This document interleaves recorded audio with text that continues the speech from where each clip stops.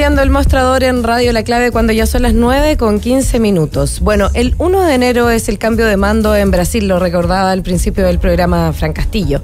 Bueno, y en la previa reina la tensión con protestas de algunos que no reconocen el triunfo de Lula da Silva, la incertidumbre sobre si participará Jair Bolsonaro en la ceremonia o la invitación al presidente venezolano Nicolás Maduro. Mientras, China sigue con ejercicios militares alrededor de Taiwán y advirtieron que no dudarán en iniciar una guerra si la isla declara su independencia. Bueno, esto aumenta el distanciamiento también con Estados Unidos. Y el presidente ruso Vladimir Putin acusa a Ucrania y países de Occidente de negarse a llegar a una solución aceptable por la guerra. Bueno, estos son algunos de los titulares internacionales que elegimos para esta última conversación del año junto a Pablo Cabrera, consejero del Centro de Estudios Internacionales de la Universidad Católica, que viene aquí con una nueva un nuevo análisis internacional. Lo tenemos por fin aquí en estudio, lo que nos genera mucho placer. Muy bienvenido, Pablo. Hola, Pablo. Buenos días, Macarena, Francisca, qué gusto de tenernos. Cara a cara, ¿no? Sí, tenemos harto tema que conversar, así que rompimos esta lógica pandémica de no vernos las caras y hablar a distancia, así que muy bienvenido al estudio, Pablo. Qué mejor que hacerlo en vivo, porque hay harto que hablar. Partamos rápidamente por Brasil. Este 1 de enero asume Lula da Silva. No está fácil el escenario político de gobernabilidad para el presidente electo, ¿no? No está fácil en ninguna parte, pero en Brasil, obviamente que para nosotros es una prioridad, dado que es un país quizás el más importante de América del Sur, el más grande de toda la región y muy grande de las Américas, y importante actor en el escenario internacional, que en los últimos años ha estado muy aparte, muy alejado del escenario internacional. La asunción del presidente Lula, más allá de que todos lo conozcamos, tiene algunas particularidades, porque la coalición con la cual sube es una coalición bastante diferente a lo que fue tradicionalmente la acción del Partido de los Trabajadores en la política brasileña. Sube con una coalición, sube con un ex rival que es de centro derecha como vicepresidente, con un gabinete no renovado como esperaban algunos en términos de nueva generación o en términos de más integración de la mujer u otros temas que auguraban un inicio de un gobierno de Lula distinto. Si bien es cierto, no estoy diciendo que sea igual, pero que tiene algunas complejidades porque no tiene mayoría en el Congreso, cosa que está pasando en muchas partes también. Sí, claro. Hay una multiplicidad de partidos, hay partidos nuevos que han accedido al poder, cosa que está pasando en todas partes. Creo más bien que este encuentro entre nosotros, y tomando Brasil como un ejemplo, es hacer un repaso de cuáles son los desafíos comunes quizás que tienen países de América Latina, en este caso Brasil, y otras situaciones que están sucediendo en el mundo que son desafíos que nos involucran a toda la población mundial. Y hemos tenido un año muy activo. Claro, en esa lógica de desafíos también hablábamos fuera de micrófonos cómo observamos a uno de los gigantes, ¿no? Que es China. Cómo podemos mirar lo que ahí está pasando en términos de esta política de COVID-0 y además anuncios, ¿no? Que se hacen en torno a su relación con Taiwán. Quizás justamente con la pregunta que haces al inicio y ahora, nos mueve a pensar qué es lo que ha hecho que el mundo haya cambiado tanto y que la política haya cambiado tanto y que hayan tantos desafíos que no solo involucran a los países individualmente, sino que a todos. Y creo que la pandemia se ha transformado quizás en el hilo conductor de este cambio o de esta reflexión profunda frente a la política, frente a la economía, frente a la salud, frente a todos los desafíos que hay. Y creo que la pandemia no ha terminado. Eso es el primer punto que tenemos que tomar en cuenta. Y al no haber terminado la pandemia, significa que estamos enfrentados a desafíos muy grandes, como el resurgimiento de un contagio importante, toda vez que China está sufriendo los embates de la pandemia, nuevamente después de un COVID-0 que tuvo efectos en la política y en la economía, en las cadenas de distribución, en el transporte marítimo de mercancías desde China, en el cierre de los puertos. Creo que en ese sentido tenemos que tomar en cuenta, porque el tema de la salubridad y la salud de la población, no podemos ejercer el poder sobre la base de que se resienta la salud de la población o de que muera gente o que permanezcamos en guerra, que es el otro punto importante que está marcando un poco este año horribilis, como lo han llamado algunos, no solo para una región, sino que para todo el mundo. Entonces, veo que el tema de las vacunas, por ejemplo.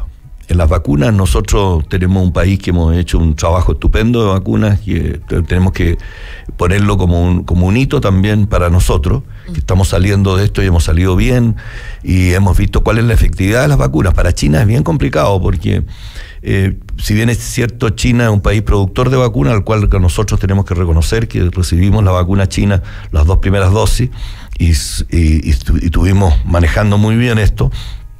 Hemos tenido dosis posteriores de otras vacunas, que todos las conocen. Claro, la gran mayoría de la población en Chile tiene mix de vacunas. Exactamente, ¿no? Y China, que tienen, está comprobado que tienen una permanencia en el tiempo en cuanto a resultados mucho mayor que la China. Entonces, dada la cantidad de población, la demografía en China, y el hecho de que China se haya restado a recibir apoyo de otras vacunas o intercambio de otras vacunas occidentales, creo que eso pone un desafío muy grande, porque el trasvasije de gente, el cambio, el viaje, esto afecta el turismo, afecta el trabajo, afecta las cadenas de valor, decíamos, porque los chinos se relacionan con otra gente, ¿no?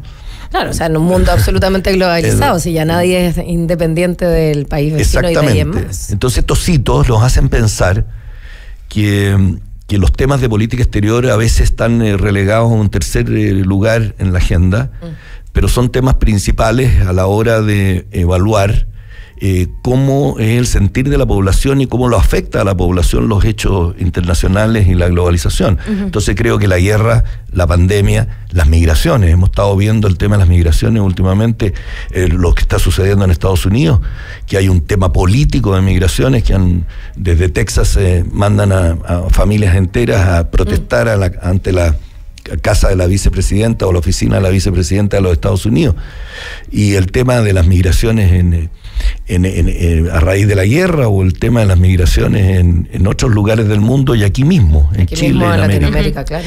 Ya son las 9:22, estamos conversando con Pablo Cabrera, consejero del Centro de Estudios Internacionales UC. Volviendo un poco al análisis de lo que se viene para Brasil, ¿no? Con la toma de mando de Lula da Silva y lo que está pasando en China. Hace poco nosotros tuvimos una conversación en el diario donde hablábamos un poco de cómo todo lo que ha pasado a propósito de la pandemia ha hecho que los países se miren mucho hacia adentro, y está el desafío de la reintegración. Brasil mismo va a vivir un desafío de reintegración importante a propósito de las lógicas proteccionistas de Bolsonaro que estuvo implementando en los últimos años. En China también vemos lo importante que es la reintegración a propósito de toda esta cadena internacional afectada por su dinámica económica. ¿Qué podemos como proyectar al respecto para este de 2023 en relación a ese tema? Efectivamente, lo conversamos en su momento, y creo que las políticas hacia adentro, lo que los americanos, los académicos americanos llaman los inwards looking policies. O sea, políticas de preocuparse más de lo que está sucediendo en el país, de lo que siente el ciudadano, claro, que las relaciones con los otros países como prioridad, ¿no? Creo que esto hay ejemplos muy notorios, y creo que lo de Brasil es un ejemplo importante, que se puede comparar también con lo que sucedió recientemente o con lo que está sucediendo en Estados Unidos a raíz de las elecciones de medio término, que han puesto también como un elemento, como un punto de inflexión en lo que se refiere a la acción de los Estados Unidos en el escenario internacional, ¿no? La recuperación de la confianza, porque todo el tema todos los temas se cruzan, democracia, autoritarismo, que parecen muy académicos, pero que a la hora de ver las proyecciones, como tú dices, son tremendamente importantes. Y creo que Brasil, en su relación con América Latina, ha tomado una posición importante. Por ejemplo, los últimos acontecimientos que sucedieron y están sucediendo todavía en el Perú. Creo que Brasil es un país estratégicamente ubicado en términos de que tiene conexiones prácticamente con todo el mundo, es muy densificado, su población es muy extenso, su territorio, y su economía es muy grande. Creo que el pulso que se puede ver, lo que está sucediendo en Brasil, puede afectar a toda América del Sur. Y creo que la posición que ha adoptado, por lo menos antes de asumir el Brasil, de un Brasil que estuvo en los últimos 4 años bastante lejano de América Latina y de los grandes temas como el cambio climático u otros, la democracia, claro. Creo que el posicionamiento que ha tomado el presidente Lula antes de asumir respecto a la situación de Perú nos marca un rumbo. Y marca un rumbo no tanto en cuanto a su importancia geoestratégica, que es uno de los grandes temas hoy día de la agenda, la ubicación geoestratégica, sino que también en cómo poder aproximarse sin posiciones partisanas, sino que más bien con buscar los consensos, con el objeto de poder salir frente a los grandes temas. Creo que la paz está muy desafiada siempre. Hablábamos de los temas de las migraciones que afectan el desarrollo, hablamos de los temas de las enfermedades, de la pandemia y el cambio climático. O sea, estamos en una situación donde la posición autoritarismo, democracia, que puede ser muy académica a la hora de analizar el escenario, creo que pasa a ser como uno de los grandes desafíos que tenemos, y tenemos que hacernos reflexionar todos. En América Latina tenemos que, Brasil, quizás lo que suceda en Brasil, para ser más explícito en la respuesta, podrá marcar un poco el rumbo de la política latinoamericana para trascender a los temas grandes de la agenda mundial, porque hemos estado un poquito afuera, y de ahí hemos dicho muchas veces que en América Latina, dado nuestro carácter, nuestra historia, nuestras posibilidades, había un dicho que decía bienvenida la desprolijidad, ¿no? Uh-huh. Y la desprolijidad era bienvenida porque podíamos arreglar todo con un alambrito o con unos ajustes o con la espontaneidad, la creatividad de algún genio en el día, ¿no? Pero hoy día, en una globalización donde es muy difícil tapar el sol con el dedo, todo se sabe. La economía de la atención, estar presente lleva sus riesgos, ¿no? Y la improvisación se nota. Entonces creo que no podemos rendirnos a que la improvisación sea parte de nuestra acción en política exterior o en política interna. Son buenos deseos, pero se puede trabajar en eso. Y yo creo que hay ejemplos de que el mundo a veces no se perciben ciertas cosas, pero que están sucediendo. Y hoy día en la mañana justamente oía y escuchaba que esta discusión de percepción y realidad es un hecho en todas partes. A veces se están haciendo muchas cosas y la población no lo percibe igual. Creo que la guerra es un elemento importante en eso. Ya que hablaste de la guerra, y creo que en honor al tiempo, son las 9:28, conversamos hasta ahora con Pablo Cabrera, consejero del Centro de Estudios Internacionales de la Universidad Católica. Quiero detenerme en la guerra, ¿no? Es inevitable hacer un balance o una mirada del año. Claro. Hemos venido conversando y haciendo análisis políticos junto a ti durante todo este 2022 y parece tan lejano y a la vez tan diluido de la atención de los medios de comunicación el conflicto en Ucrania, ¿no? La invasión de Rusia y cómo se ha ido desarrollando ese conflicto que se esperaba que fuera corto, con efectos de, comillas, éxito de la búsqueda de Rusia, y aquí estamos, a puertas de llegar lamentablemente a un año.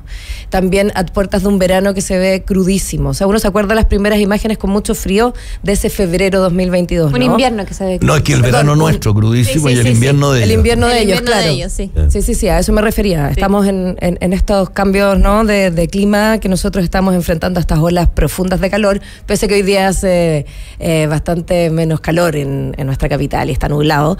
Pero claro, se ve un invierno muy duro para el hemisferio norte, ¿no? Winter is coming, dicen varios titulares que hacen el análisis. ¿Qué podemos ver y reflexionar ahí? También acaba de ir el presidente ucraniano a los Estados Unidos. Eso es un hecho no menor en mitad de este conflicto. También se movió Vladimir Putin en busca de su principal aliado. ¿Qué hay de todo eso? Qué bueno que nos recuerdes un poco lo del invierno, porque también nos hace recordar que hemos estado conversando en este mismo programa desde el inicio de la guerra. Así es. Y me acuerdo que aparecía como muy raro, como muy extrapolando los temas cuando uno hablaba del invierno.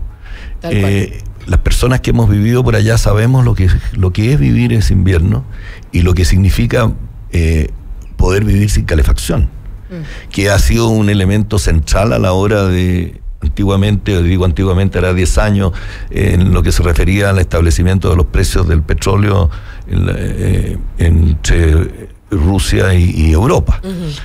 Creo que el balance que podemos hacer, lo podemos hacer a partir de justamente estos hechos que han sucedido últimamente, que nos llevan a pensar que lo que decíamos al inicio era cierto. Las opciones que existen para salir de esto son pocas.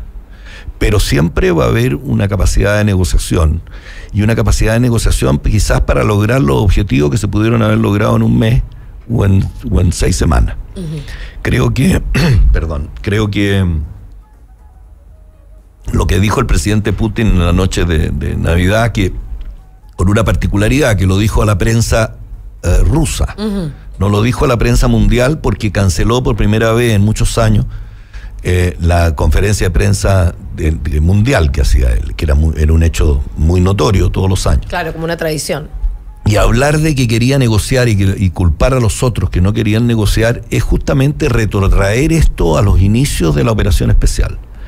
Retrotraerlo significa que ellos querían deshacerse del gobierno para decirlo en simple, claro, para recordar cosas, deshacerse del gobierno de Zelensky, creyendo que esto era una cosa rápida, que había una posición lo planteaban como una especie de trámite, claro, ¿no?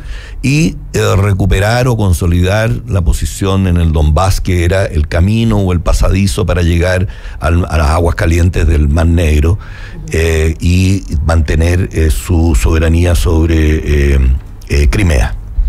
Ahora bien, esto que se pudo conseguir a los inicios, y ellos pensaron que iba a ser así porque el 2014 se había apoderado de Crimea y habían pasado 8 años, y no había, 6 años, perdón, y 8, sí, 2014, 2020, sí, y no había pasado nada. Las cosas cambiaron radicalmente, como todo, con esta globalización, el cambio de las comunicaciones, etcétera. Entonces, hoy día puede ser una estrategia. Puede ser una estrategia a negociar para buscar un punto de negociación con Occidente. Pero sucedieron algunos hechos en el medio, que fue las elecciones midterm de los Estados Unidos. Exacto.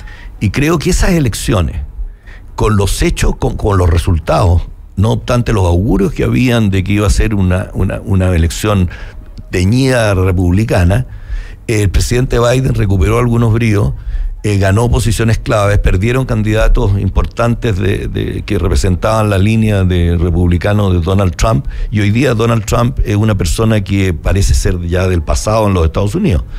Entonces, creo que los Estados Unidos recuperaron vigor, recuperaron fuerza, y en eso el invierno y la situación de Rusia, que no ha podido tener trofeos de guerra, no ha podido ganar verdaderamente sus posiciones, ni siquiera aquellas que declaró que son parte de Rusia, esas zonas del Donbass que no están consolidadas como de ellos. Creo que la negociación es el único camino. Y la negociación, y cuando hay negociación, se llama el do dest, yo te doy, tú me das. Y la negociación por la paz es un hecho que está clamando quizás todo, no con tanta fuerza. Quizás el Papa ha sido el último que ha dicho algo últimamente, pero a mí me llamó mucho la atención que los deseos de fin de año en todos los países del mundo, incluido Chile, no incluyeran un deseo de paz y que terminara la guerra entre Rusia y Ucrania. A eso me refería cuando empezamos a hablar de este tema, ¿no? Cómo se fue diluyendo, porque si uno se acuerda y hace ejercicios de memoria, había una cobertura en terreno, con enviados especiales, todos los días uno prendía los noticiarios y estaba a la vista, ¿no? El conflicto con los análisis sobre análisis, y después ahí está el tema de lo que se llama la economía de la atención, ¿no? Que va cambiando los escenarios y todos quieren estar presentes y tomar parte. Y la memoria es una cosa importante, y ahí está el valor de la diplomacia. Yo creo que hacer un correlato, o un relato más bien, un relato tiene que tener un poco de historia. El relato sin historia es la bienvenida a la desprolijidad y la falta de manejo real de lo que son las situaciones. Entonces, construir un relato entre cuáles son las causas y cuáles son los efectos, creo que es una tarea que la tienen pendiente en muchas partes. Aquí cuando llegamos al momento de la pandemia, estábamos viviendo una situación muy disruptiva, hechos de convulsión, la cultura del descarte, la cultura de la cancelación. Okay. Hablábamos de eso, sí. Hablábamos de la situación líquida, etcétera, etcétera. Vino la pandemia. Claro, esas palabras que estaban muy de moda, sobre todo la liquidez. Exactamente, ¿no? La liquidez que todavía sigue, a contrario de lo que creen algunos, la liquidez todavía se cambia, en lo que tú dices, muchos los acontecimientos, en la mañana, a la tarde, a veces el análisis tiene que ser diferente. Y la pandemia como que distorsionó más todo esto, pero ahora, a la pregunta que hicieron antes sobre el tema de las políticas hacia adentro, las reflexiones que hemos conversado, creo que ha llegado el momento de que ojalá el punto de inflexión sea un punto de inflexión positivo y no vaya en la línea del punto de inflexión negativo que había antes. Entonces, las elecciones en Brasil y lo que augura un poco la participación de Brasil en lo que se refiere al respeto a la democracia, al crecimiento económico, porque el crecimiento económico también da democracia. La idea, esta teoría de que solo la democracia se alcanzaba con crecimiento económico también se cayó a partir del 2008 en adelante y ¿para qué vamos a ahondar en eso hoy día? Pero los temas ahí están. Un capítulo aparte, sí, autoritarismo, democracia. O sea, lo que está sucediendo en Brasil, lo que está sucediendo en los Estados Unidos y el tema de la guerra a partir de declaraciones estratégicas o de movimiento de tropas, porque hay que ver que vamos a conmemorar el 20 de febrero, el 22 de febrero, un año, si es que no hay negociaciones antes, no hay cese del fuego. Eso puede significar también un golpe mortal para que se esté preparando. O sea, no hay que descartar en estos movimientos de tropa nada, porque los que descartaron los movimientos de tropa antes del 20 de febrero, que venían desde octubre del 2021, y descartaron que podría haber una invasión, obviamente que quedaron fuera de la. Entonces, hoy día, estos ejercicios militares, estos hechos simbólicos, como empezamos esta conversación, estos hechos simbólicos que son ejercicios militares importantes entre China y Rusia, movimiento de tropas de Rusia hacia Bielorrusia, que está más cerca de la capital Kiev y más cerca de la frontera con Polonia, que es el pasadizo de donde entra la ayuda occidental e incluso misiles Patriot ahora, sí. Que también eso significa que las informaciones de inteligencia hacen pensar que puede haber un ataque más frontal y más fuerte o más de alta tensión a Ucrania, que hayan autorizado y haya habido un cambio con los misiles Patriot. La ida del presidente Zelensky al Congreso americano, si lo relacionamos con la pérdida de la Cámara de Representantes de los demócratas a pasar de los republicanos, toma dimensión el viaje de Nancy Pelosi a Taiwán y el otro lado, la visita de Zelensky en un momento donde están todos de vacaciones, pudieron llenar la sala del Capitolio, del Congreso, sí. Para poner un aire de fortaleza a una. Entonces, si decimos que hay que acallar las armas, hay que pedir la paz, y eso es lo que yo quería resaltar, hay un trabajo atrás que, si bien es cierto, no es muy perceptible, percepción y realidad, que se está haciendo, que a lo mejor no es el ideal que quisiéramos, pero las sanciones han operado contra Rusia. Y la data de Rusia no es la correcta, como tampoco se señala hoy día, que es muy difícil, nos está entregando data. El manejo de información también. Exactamente, nos está entregando data del COVID en China, por ejemplo. ¿Por qué? Porque eso afecta también las relaciones y afecta el espíritu, el ánimo de la gente. Entonces, si ponemos todas estas cosas simbólicas, la percepción y la realidad y los hechos más capitales que han sucedido en este año horrible para tantos, creo que lo que tenemos que pensar es que hay que provocar, quizás, o se está haciendo, un punto de inflexión que signifique que haya una mayor capacidad tecnológica de los países. En el caso de los semiconductores, por ejemplo, que es el tema tecnológico que no hemos tocado, pero otro tema, pero no lo dejemos fuera de este análisis, para poder llevar las políticas hacia adentro y ver cuáles son la suficiencia que cada país puede adoptar, la autosuficiencia, porque China no es autosuficiente, Brasil no es autosuficiente, Estados Unidos, aunque parezca, tampoco, para manejar entre comillas, el imperio per se, que todos quieren ser imperio hoy día también. O sea, tenemos una trenza de acontecimientos que solo los puede canalizar el hilo conductor de la diplomacia. Lo digo sin ninguna falsa modestia, pero creo que la diplomacia es la que tiene que canalizar esto. Y yo creo que en esa falsa y modestia yo también voy a recordar que la palabra diplomacia es la que has venido instalando en tus tiene análisis. La palabra, la diplomacia tiene la palabra. Sí, lo vienes diciendo desde hace un año, ¿no? Sí. Y más, obviamente. Para cerrar, Pablo Cabrera, porque ya son las 9:40, solo preguntarte y en una respuesta breve, digamos, en toda la experiencia que tú has tenido, en todos los estudios que tienes, en toda la diplomacia que has desarrollado a lo largo de tu carrera, ¿hay un momento más incierto en la historia contemporánea que el actual? Sí, siempre han habido movimientos inciertos. Son círculos que se van como cerrando. Cíclico, ¿no? Son cíclicos que creo que tienen que ver con la razón de la persona humana, ¿no? Claro. Lo que son los sentimientos y lo que son las relaciones entre personas. Creo que han habido holocaustos, guerras mundiales. Yo creo que hoy día el desarrollo tecnológico es el que nos está poniendo desafíos desde otra perspectiva y en la cual hay que ayornarse.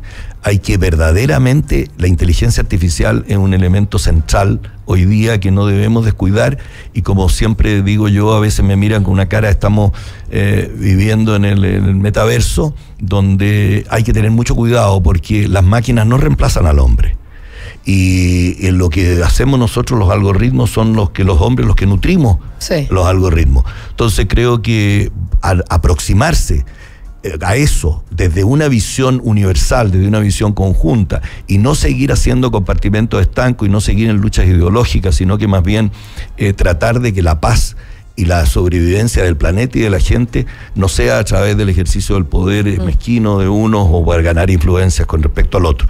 O sea, acallar las armas significa trabajar por la paz, y la paz, como voy a repetir siempre aquí, es muy fácil vocearla, pero es muy difícil alcanzarla. Y para eso se necesitan expertos, y ojalá, lo que dijo Macron, que se acabó la etapa de la despreocupación, te estoy contestando que el ciclo de la globalización, que era la cultura del descarte, la despreocupación porque todo funcionaba automáticamente, creo que se terminó. Creo que es una advertencia al mundo y tenemos que buscar una perspectiva de encuentro para alcanzar el desarrollo y la paz verdaderamente. Y no alcanzamos a hablar ni siquiera del cambio climático y como primaria. Está ahí. No, está ahí. Nos faltan un montón de temas. Está ahí el cambio climático, porque creo que al final el cambio climático no va a desaparecer el planeta, va a desaparecer la gente. Entonces mucha gente se equivoca en eso. Y creo que la capa que cubre la Tierra es la que vamos nosotros echando a perder, ¿no? Echando a perder con los efecto invernadero, y tenemos que buscar políticas públicas acordes, y creo que Europa, en esto de la percepción y la realidad, de cara a la guerra, ha hecho algo. La reducción de la utilización del gas y el petróleo, hay países que han logrado, en países escandinavos, lograron 53% de reducción, están logrando este invierno, en Francia 20% y en otros países 25%. España y Italia creo 25%, Francia 20%. O sea, hay un trabajo atrás, eso es lo que quise decir. Sí. Hay un trabajo de contención, pero que todavía es insuficiente. Sí, creo que el cambio climático es un símbolo importante de eso. Agradecerte, Pablo Cabrera, consejero del Centro de Estudios Internacionales de la Universidad Católica, agradecerte por este análisis y por los análisis que has tenido junto a nosotras durante todo el año. Ya nos escuchamos el próximo año. Sí, pues muy feliz año para ustedes dos. Igualmente. Y muchas gracias siempre por estar con ustedes. Nos estaremos escuchando para hacer proyecciones también. Sí, claro. Eso es más difícil, pero las vamos a hacer, porque hay que poner plan de acción, no puede ser toda idea. Exacto. Creo que eso es lo que le está faltando a todo. Materializar, concretar. Planes de acción. Y para eso se necesita experiencia, se necesita conocimiento del mundo, visión estratégica. Estaremos en eso entonces a partir del próximo año junto a Pablo Cabrera aquí en el Mostrador en La Clave. Ya son las 9:44, así que rápidamente hacemos un breve corte, siempre con datos que compartir con quienes nos escuchan, porque a quien no le gusta sentirse seguro y cooperar con el medio ambiente. Con la nueva cuenta Vista Sustentable Copeuch se pueden hacer las dos cosas, porque la tarjeta de débito Copeuch Mastercard es de plástico reciclado y más segura. Hazte socio en copeuch.cl. Y porque tu identidad es única, ven a desarrollar tu vocación por el cuidado de las personas y sus comunidades, con especial atención en la salud mental. Ingresa a academia.cl, conoce las carreras del área de salud y avanza para mejorar la vida de todos y todas. Universidad Academia de Humanismo Cristiano, identidades que hacen futuro, acreditada y adscrita a gratuidad. Nos vamos a la pausa y ya volvemos. Diálogo y conversación en los tiempos que estamos viviendo. Escuchas El Mostrador en La Clave.